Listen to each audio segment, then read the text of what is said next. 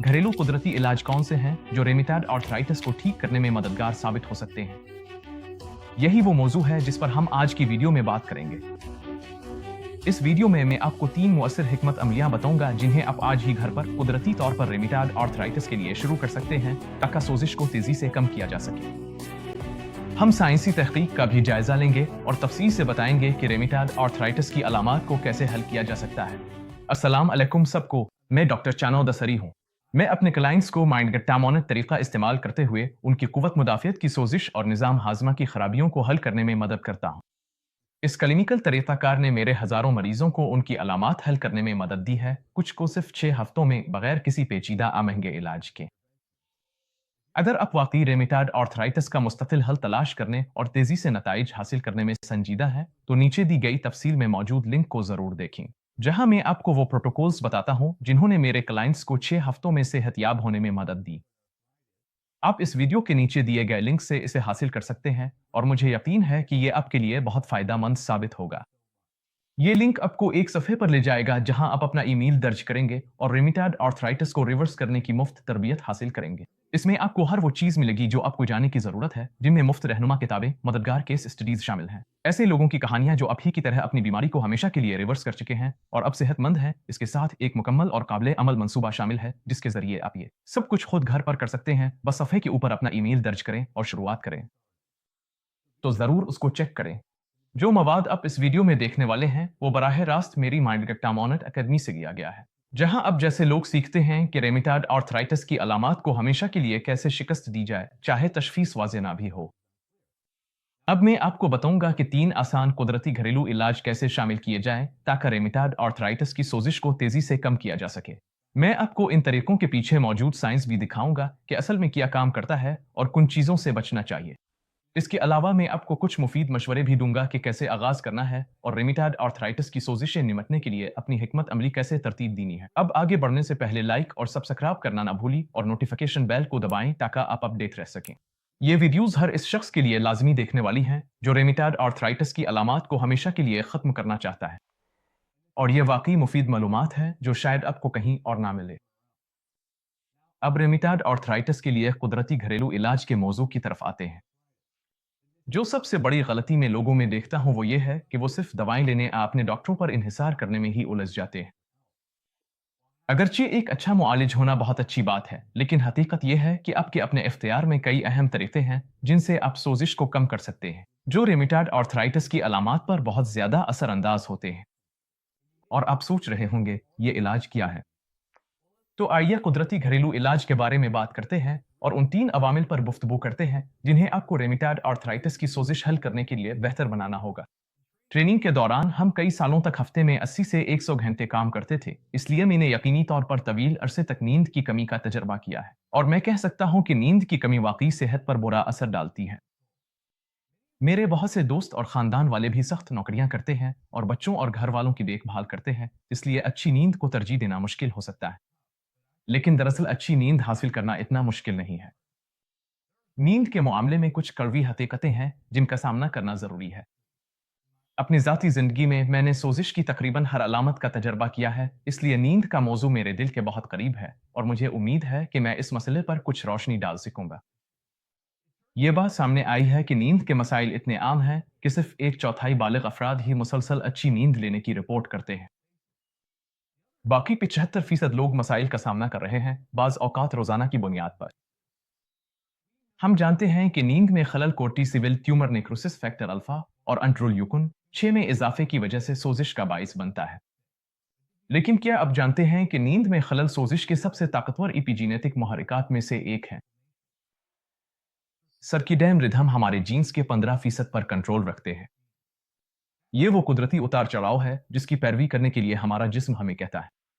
बदकिस्मती से काम, खानदान और दबाव जैसी चीजें अक्सर रास्ते में रुकावट बन जाती है। नींद उन जीन्स को मुतासिर करती है जो बुढ़ापे, मिजाज, हाजमे और मुदाफ़ती सोजिश को कंट्रोल करते हैं, यानी बुनियादी तौर पर हर वो हयातियाती अमल जो हमारे लिए रोजमर्रा की बुनियाद पर अहम है। तो बहाल करने वाली नींद कैसी नजर आती है? मैं नींद को उसके फेली हिस्सों में देखना पसंद करता हूँ। गहरी नींद टिश्यूज की नशोनुमा और शिफा के लिए होती है। रैपिड आई मूवमेंट नींद आरएम नींद सीखने और याददाश्त के लिए अहम है। ये दोनों मिलकर वो नींद बनाते हैं जिसे हम बहाल करने वाली नींद कहते हैं, जो अमूमन कल नींद के चक्कर का तकरीबन 40% होती है। अब जाहिर है ये तनासुब बदल सकते हैं। मिसाल के तौर पर बहुत से लोग महसूस करते हैं कि शराब पीने वाली रात के बाद अगले दिन वो इतने तेज ताज़ा दम नहीं होते। इसकी वजह यह है कि शराब आपको मिलने वाली बहाल करने वाली नींद की मिकदार को मुतासिर करती है। टीमोबीन, बीनाडिरिल, जीनिक्स जैसी दवाएं जो अमूमन नींद लाने के लिए इस्तेमाल होती हैं, ये तनासुब भी मनफी तौर पर बदल देती हैं और वक्त के साथ साथ जहनी सलाहियत में कमी का बाइस बनती हैं। काफी भी एक बड़ी वजह है, खास तौर पर अगर इसे दोपहर शाम के वक्त पिया जाए। वर्जिश सोजिश को कम करती है। ज्यादातर लोग जो सोजिश का शिकार होते हैं उनकी तवानाई की सतह बहुत कम होती है। उन्हें पट्ठों और जोड़ों में दर्द का भी सामना करना पड़ता है। मुझे मालूम है कि वर्जिश शुरू करना मुश्किल हो सकता है, लेकिन मैं ये भी बता सकता हूं कि जैसे ही आप किसी किस्म का प्रोग्राम शुरू करते हैं, चाहे वो बहुत ज्यादा ना भी हो, आप तब्दीलियां देखना शुरू कर देंगे। मेरा ख्याल है कि वर्जिश के चंद मकासद हैं। पहला, ये सोजिश को कम करती है। ये TN या फालिफा IL-6 और इराचिडविक एसिड के रास्तों पर मुस्बत असर डालती है। दूसरा, ये नींद को बेहतर बनाती है। वो लोग जिन्हें सोने में असोते रहने में मुश्किल पेश आती है, अगर वो दिन के वक्त वर्जिश करें, और मेरा मतलब है वाकई वर्जिश करें, यहां तक कि वर्जिश के बाद थकन महसूस हो, तो सोने के वक्त उनकी हालत बेहतर होती है। वो इतने थक जाते हैं कि फौरन सो जाते हैं और फिर नींद में रहते हैं। तीसरा, ये बेचैनी और दबाव को कम करती है। वर्जिश हार्मोन कोर्टिसोल की एक ताकतवर रोकथाम है। चौथा, ये ग्रोथ हार्मोन खारिज करती है जो आपके जिस्म के खलियों को ज्यादा जवान मेटाबॉलिज्म अपनाने की तहरीक देता है। पांचवा, ये हाजमे को बेहतर बनाता है। आंतों में चीजें तेजी से हरकत करती है। तो कौन सी किस्म की वर्जिश सबसे बेहतर है? मैं हफ्ते में 2 से 3 बार हाई इंटेंसिटी इंट्रोल ट्रेनिंग की तजवीज देता हूं और शुरुआत में तकरीबन 20 मिनट करें। आपको हफ्ते में 2 से 4 बार रेसिस्टेंस और वेट ट्रेनिंग भी करनी चाहिए। शुरुआत में 20 मिनट से आगाज करें। बड़े पट्ठों के ग्रुप्स पर तवज्जो दें, जैसे स्क्वाट्स, लेग पिल डाउन्स, शोल्डर पर्सस और लीग कर्ल्स। आपको यह भी करना चाहिए कि रोजाना तकरीबन 10 मिनट कम असर वाली कार्डियो से आगाज करें, जैसे स्टीयर मास्टर, साइकिलिंग, दौड़ना, तैराकी।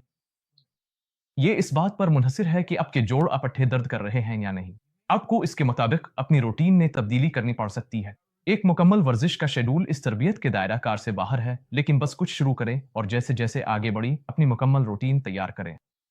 अगर आप हफ्ते में कम अज कम 3 से 4 बार पसीना बहाएं और बड़े पट्ठों के ग्रुप्स पर कम अज कम 2 बार काम करें, तो आप यकीन से कह सकते हैं कि आपकी सोजिश में नुमाया कमी आएगी और आप खुद को बेहतर महसूस करेंगे।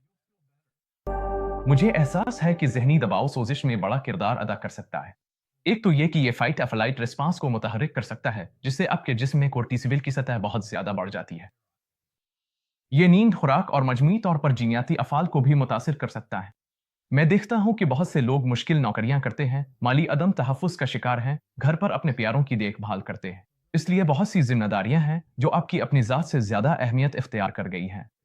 सबसे बुनियादी सतह पर जहनी दबाव इस वक्त पैदा होता है जब तवक्कुआत हकीकत से मेल नहीं खाती।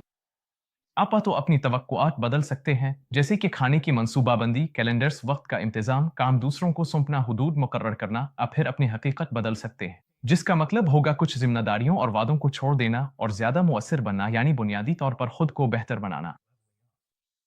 यह अमल मुश्किल हो सकता है क्योंकि यह आपके मफरूजात और पुरानी जिमी हुई सोच को चैलेंज करेगा। मैं हक़ता ये कह रहा हूं कि अपनी कुछ जिम्मेदारियों को छोड़ दें, खास तौर पर अगर वो आपकी सेहत पर असरअंदाज हो रही हो। बीमार और कमजोर होने से सेहतमंद होने तक का सफर एक तब्दीली लाने वाला अमल है, और बाज़ औक़ात इसके लिए जिंदगी में जहनी दबाव कम करने के लिए हकीकी तब्दीलियां करना जरूरी होता है। मैंने लोगों को देखा है कि वो आसान काम के औक़ात इख्तियार करते हैं ताकि उन्हें घर पर ज्यादा वक्त मिल सके। मैंने लोगों को अपने प्यारों से ये कहते हुए भी देखा है कि वो अब उनकी पहले जैसी देखभाल नहीं कर सकते, और ये खास तौर पर उन वालिदैन के लिए बहुत मुश्किल हो सकता है जिनके छोटे बच्चे हैं। अक्सर औकात बच्चे ही वो वजह होते हैं कि वालिदैन रात को सो नहीं पाते या घर में सेहतमंद खाना नहीं खा सकते। मेरा इस बारे में जवाब यह है कि अपनी तमाम जिम्मेदारियां और फराइज बिल्कुल न छोड़ी, बल्कि हुदूद मुकर्रर करें और यह तय करें कि क्या माकूल है, और अगर आप किसी बुलंद मेयार पर पूरा नहीं उतरते तो खुद को इल्जाम ना दें। आप हमेशा सब कुछ नहीं कर सकते, चाहे वो आपके अपने बच्चों या प्यारों के लिए ही क्यों ना हो। मदद मांगी। बच्चे एक तरफ, लेकिन सच कहूं तो बाज औकात बड़ों से निमटना और भी मुश्किल हो जाता है। कभी कभी कोई शरीक हयात साथी या खानदान का फर्द अपनी जिम्मेदारी पूरी नहीं कर रहा होता, बल्कि उल्टा आपके लिए मजीद काम पैदा कर रहा होता है। इनकार करना भी बिल्कुल ठीक है, मदद मांगना भी बिल्कुल ठीक है। यह भी बिल्कुल दुरुस्त है कि आप कुछ रिश्तों से पीछे हट जाएं और सेहतमंद हुदूद मुकर्रर करें। हकीकत यह है कि हमारा जिस्म हमें बताता है जब हम गलत है, जब हम वो काम कर रहे होते हैं जो हमें नहीं करने चाहिए। चाहे वो खाना हो जो हम खाते हैं, अब वो लोग हों जिनके साथ हम वक्त गुजारते हैं, अब वो किस्म का काम हो जो हम करते हैं, अब वो रिश्ते हों जो हमारे हैं, अब वो नींद हो जो हमें मिलती है। ये सब चीजें हमारी सेहत पर असरअंदाज होती है। और अगर आपकी जिंदगी में कोई ऐसी चीज है जो आपको इस मकसद के हुसूल से रोक रही है, तो आपको इस पर संजीदगी से गौर करना चाहिए और देखना चाहिए कि क्या किया जा सकता है। और मैं खुशी से आपको अपनी जिंदगी के बारे में थोड़ा सा बताना चाहता हूँ। मुझे बरसों में बहुत सी दोस्तियां छोड़नी पड़ी क्योंकि इन रिश्तों को निभाने का बोझ मेरी अपनी सेहत को नुकसान पहुंचा रहा था। हत्ता के खानदान के अफराद के साथ भी मुझे हुदूद मुकर्रर करनी पड़ी ताकि मैं जान सकूं कि मैं किस चीज से निपटने में खुद को आरामदेह महसूस करता हूं। सिर्फ इसलिए कि वो खानदान के अफराद हैं, इसका यह मतलब नहीं कि उन्हें आपकी जिंदगी में मुदाखलत करने की इजाजत है। काम के हवाले से मैं अस्पताल के लिए पागलपन की हद तक घंटे काम करता था, यहाँ तक कि मुझे एहसास हुआ कि नींद की कमी, वर्जिश न करना और खाने की मंसूबाबंदी न कर पाना वाकई मेरी सेहत पर बुरा असर डाल रहा है। इसका क्या फायदा है कि आप अपनी नौकरी या कंपनी में बेहतरीन कारकर्दगी दिखाएं, लेकिन इसके बदले आपका जिस्म तबाह हो जाए। आपकी कंपनी या कारोबार को तो फायदा होगा, लेकिन आप ये ज्यादा देर तक बरकरार नहीं रख सकेंगे। ये मामला आखिरकार खुद एहतराम के मसले तक आ जाता है। अगर आप खुद से मोहब्बत करते हैं तो आप खुद को कुछ चीजों का शिकार नहीं बनाएंगे, चाहे इसके लिए वक्ती कुर्बानी देनी पड़े ताकि तवील मुद्दती फायदा हासिल हो सके। जाहिर है मुशावरत, थेरापी, चर्च, समाजी सरगर्मियां और ग्रुप्स जैसी चीजें मददगार होती हैं, लेकिन मैंने ये जाना कि जब तक आप अंदरूनी तौर पर यह समझने के लिए तैयार नहीं कि आपके जिस्म को असल में क्या चाहिए और क्यों, जब तक आप वाकई एक फर्द के तौर पर बढ़ने के लिए तैयार नहीं, आपको पायदार तब्दीली नजर नहीं आएगी।